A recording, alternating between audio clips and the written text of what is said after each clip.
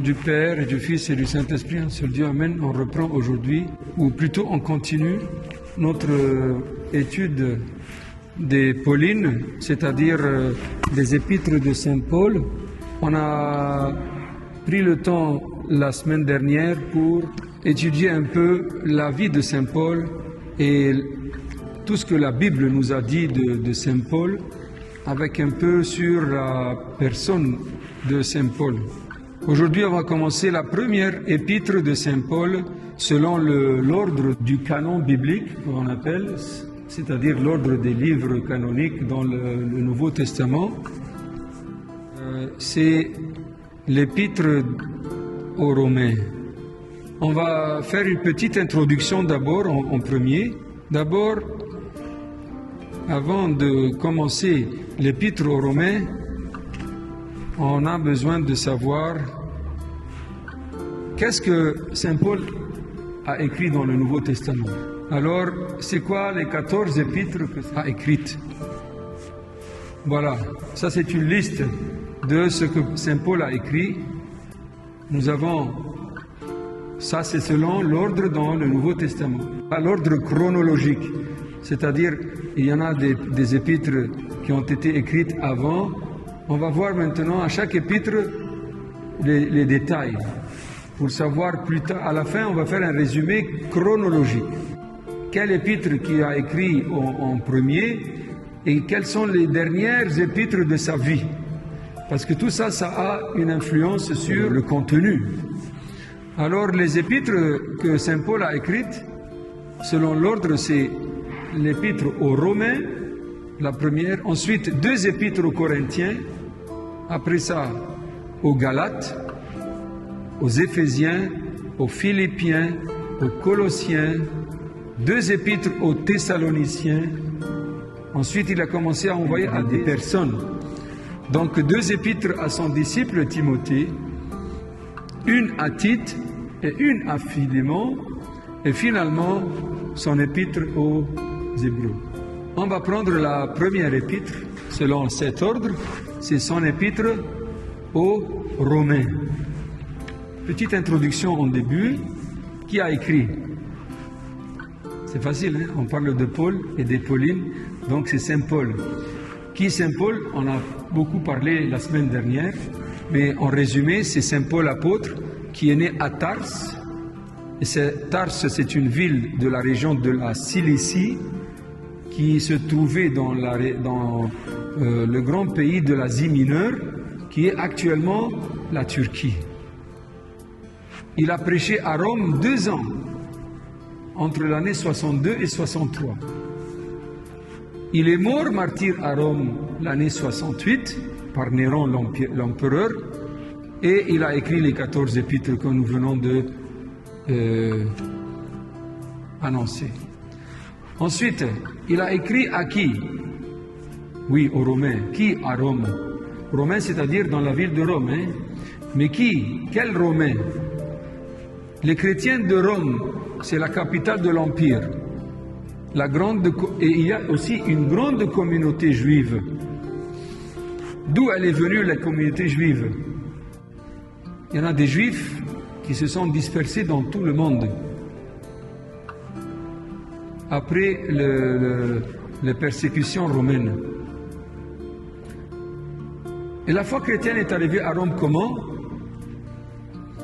Rappelez-vous, le jour de la Pentecôte, quand le Saint-Esprit est venu sur les disciples, ils ont eu le don de parler en langue, et Saint Pierre est sorti pour parler aux Juifs qui étaient là, parce qu'il y avait aussi, ça coïncidait avec la Pentecôte juive.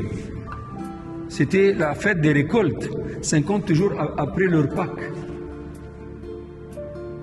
Alors il y avait beaucoup de Juifs qui sont venus de l'étranger.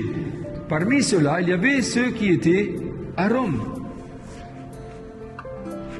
Et en plus, les Juifs qui étaient dispersés dans le monde et qui ont été convertis, même dans la Judée, mais qui ont fui à la persécution des autres Juifs qui n'ont pas encore accepté la foi. Et aussi, il y avait d'autres disciples les disciples de Saint Paul qui servaient dans les églises d'Europe, eux aussi, ils ont aidé à faire venir la foi à Rome, avant même que Saint Paul arrive. Donc, Saint Paul, juste pour vous dire, il a écrit son épître, on a dit qu'il est allé à Rome l'année quoi? L'année 62. On va voir maintenant quand est-ce qu'il a écrit son épître.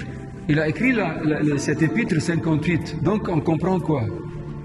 Il a envoyé cette épître, c'est pas comme les autres. Après les avoir prêchés, il leur envoie une épître pour les encourager ou pour corriger des problèmes. Non, ici il a envoyé une épître, un message, avant même de leur rendre visite. Voilà, il a écrit l'an 58 après Jésus-Christ. Il était où quand il a écrit ça? En Europe aussi, à Corinthe. Corinthe, c'est où? En Grèce. Il a écrit avant de visiter Rome en 62, pour son premier tribunal. Et elle a été écrite par une servante de l'église, ou une diaconesse qu'on appelle. Elle s'appelle quoi? Phoebe. Phoebe. Ok? On va trouver ça à la fin de l'épître. Quels sont les objectifs, les buts de cette épître? Pourquoi il a envoyé un message pour les chrétiens de Rome? Voilà, 5 sujets très importants. Le premier, nous avons tous besoin de la justification du Seigneur Jésus-Christ.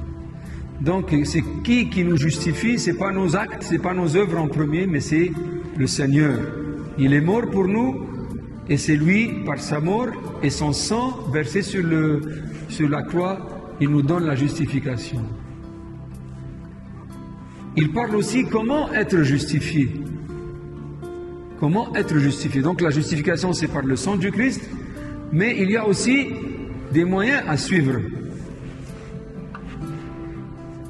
Et il a parlé aussi que les Juifs qui ont refusé d'accepter le Christ dans le temps du 1er siècle, il y en a beaucoup parmi eux qui vont revenir.